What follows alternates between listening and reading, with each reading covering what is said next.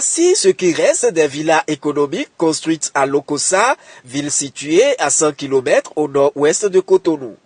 Fongba et Ayi-Vedji sont un véritable champ de désolation. Livrées à l'État béninois le 31 juillet 2009, ces villas n'ont reçu ni locataires ni propriétaires. On nous a dit que les concessions c'est à vendre, que ce n'est plus à louer. Donc c'est pourquoi ils sont dans la brousse. Les gens veulent allouer, ils ont dit non, que c'est à vendre. Oui, les gens viennent demander, ils ont dit que c'était à 12 millions, 13 millions un logement. Donc c'est ce qu'ils ont dit, mais les gens n'est plus d'accord. Triste spectacle dont se désolent certains conseillers communaux de la ville de l'Espérance. Ils viennent de rejeter une demande de 4 hectares par le même ministère pour la construction de nouvelles villas. D'abord là, l'argent qu'on veut prendre pour faire encore un autre logement là. Venir là, c'est pas une continuité. On n'a qu'à prendre cet argent là pour venir réfectionner ou pour venir faire les 2 sites là, pour que les gens louent là et les gens habitent. Le maire de la commune de Lokossa voit quant à lui les choses autrement. Temps nouveau, attitude nouvelle. Ces villas sont faites au temps de Yahi Boni. Actuellement, ce n'est plus Yahi Boni qui est là. Les choses ont changé. C'est M. Patrice Talon qui est là. Les visions ne sont plus les mêmes. Tel que ça s'est passé, c'est autre chose. Mais avec Patrice Talon, de son temps, lui ne voudra jamais soutenir une telle infrastructure réalisée avec assez de sous. Mais dans l'état où ça se trouve actuellement, là, c'est pas bon. On ne peut que comparer 2 choses. Moi, j'aurais voulu que ce qui est fait au temps de Yahi soit là, et ce qui sera fait au temps de Patrice Talon soit là, pour que les gens puissent comparer et savoir que les gens n'ont pas les mêmes visions pour le pays. Au total, ce sont 100 villas construites à Fongba et à Ayi-Vedji à Lokossa qui sont en ruine. Bien que l'eau et l'électricité soient disponibles, ces villas enchâssées sont abandonnées aux reptiles et noyées sous de hautes herbes.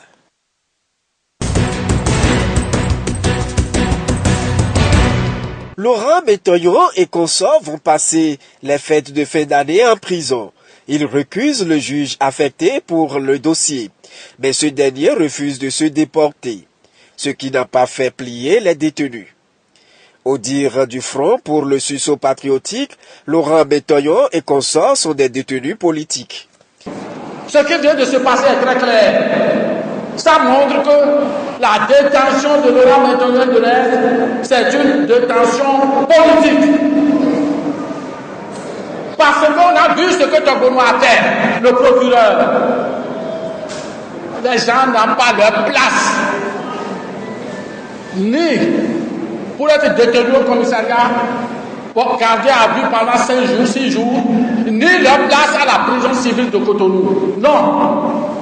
Le dossier est vide, tout le monde le dit, tout le monde le sait. De 71 millions, on est venu à 2 500 000 en 4 tranches. Et ce n'est que la parole du directeur de la BB seul contre la parole de 6 autres qu'on accuse et qu'on maintient en prison. Selon les avocats de Laurent Métoyon, à travers ce procès de leur client, c'est une bataille politique qui est déclenchée. Pour Maître Baparapé, le juge recusé est en accointance avec le pouvoir exécutif. À leur grande surprise, ils ont constaté que le juge, à qui ils ont demandé très respectueusement de se déporter, c'est lui qui voulait prendre l'audience et les juger. Sur ce fait, ils ont rappelé qu'ils lui ont écrit et qu'une suite n'a été donnée à leur demande, et sur cette base, ils ont dit qu'ils ne peuvent pas parler.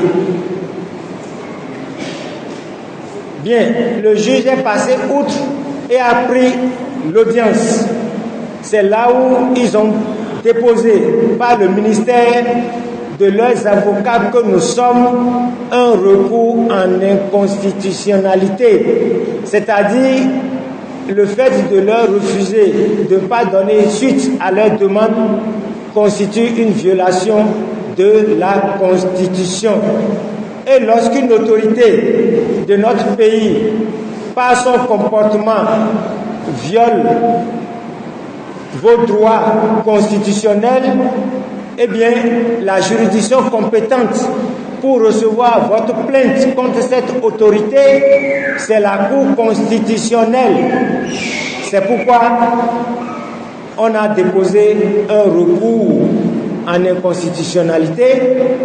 Le juge a reçu ce recours-là et a suspendu l'audience. On dit il a sursis à statuer jusqu'à ce que la Cour constitutionnelle puisse dire si oui ou non notre recours est fondé. Porté au tribunal de Cotonou, le préfet Tomoula menace les supporters des détenus d'emprisonnement et Léon Soroumbadi du PLP de mort, au dire de ce dernier. Tout l'indignation du FSP qui appelle le peuple à une grande mobilisation pour barrer la route à l'autocratie et à la dictature.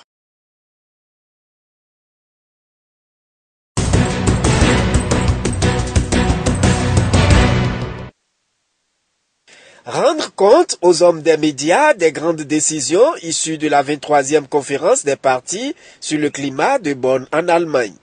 C'est devenu un rituel pour l'ONG Jeunesse Volontaire pour l'Environnement JVE à la fin de chaque COP. C'est par les professionnels des médias du département du Mono au centre-ouest du Bénin que cette séance d'information a débuté. Nous pensons qu'il y a une crise de vocation dans le métier de la communication liée à la question environnementale. On a beaucoup de journalistes spécialistes en politique, beaucoup de journalistes spécialistes en question de droits humains, etc. Mais sur la protection de l'environnement, la protection de notre cadre de vie, vraiment il n'y a pas de journaliste qui se dégage et qui fait un travail reconnu internationalement, à part un seul qui a reçu beaucoup de prix. Donc notre objectif c'est de susciter cette vocation. Si vous ne communiquez pas sur ce que vous faites, ou sur la cause que vous défendez, eh bien, on n'a pas d'impact. Donc, l'idée donc, c'est de permettre aux journalistes d'avoir l'information, de renforcer leurs capacités, de façon à ce qu'ils puissent défendre effectivement ces causes. Beaucoup de journalistes présents ici, eh bien, s'expriment aussi en langue locale. Donc, c'est comment transmettre le message vers nos locuteurs dans ces différentes langues locales. Plusieurs thèmes ont été retenus pour éclairer les hommes des médias du Mono sur les grandes résolutions de la COP23 de Bonn en Allemagne.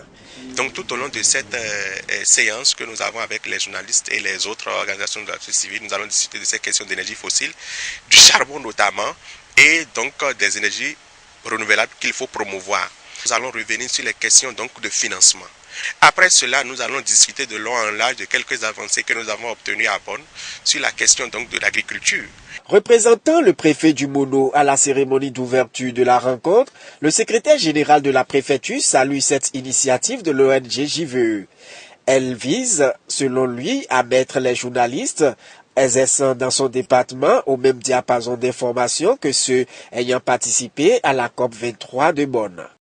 Il s'agit d'une séance de restitution des conclusions de la COP23 et de sensibilisation sur les risques écologiques liés à l'utilisation des énergies fossiles. Un sujet de grand intérêt pour la préfecture du Mono fera observer le secrétaire général de la préfecture avant d'inviter les professionnels des médias à s'y approprier.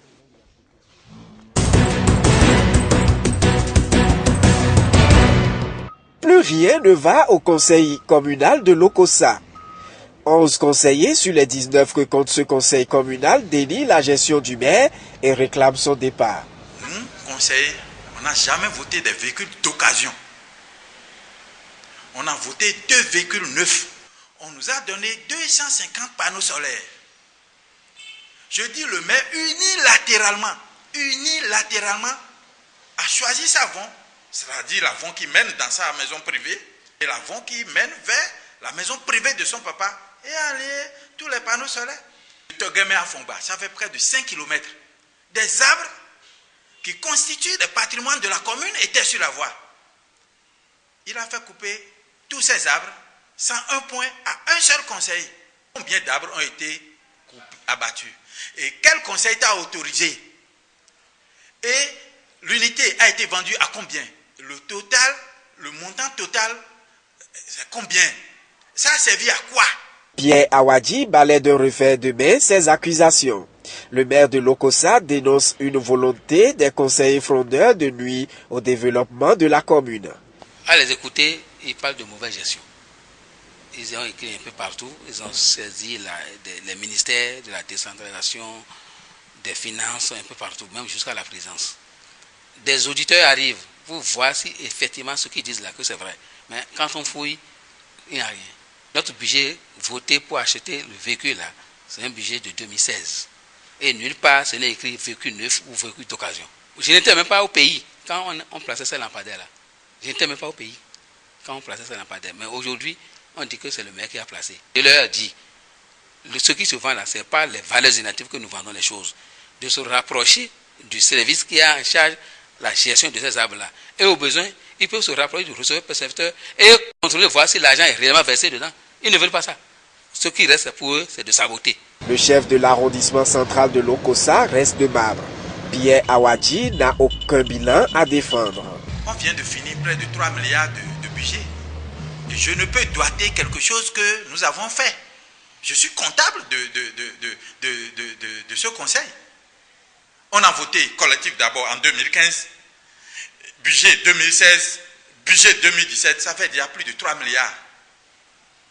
Nous-mêmes conseillers, on n'a pas eu la réduction du compte. La maison des jeunes de l'arrondissement de Ouéréméadja, c'est moi qui ai fait ça. L'arrondissement de Koudou, la maison des jeunes d'Agamé et de Koudou, c'est de mon temps. La bibliothèque, c'est réalisé de mon temps. Et je ne peux pas citer les voies actuellement.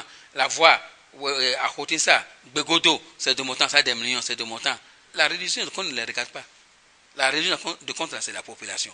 À en croire le chef de l'arrondissement central de Lokossa, à la tête de la fronde, la paix reviendra au sein du conseil communal de Lokossa lorsque le maire Awadji va corriger sa méthode de gestion.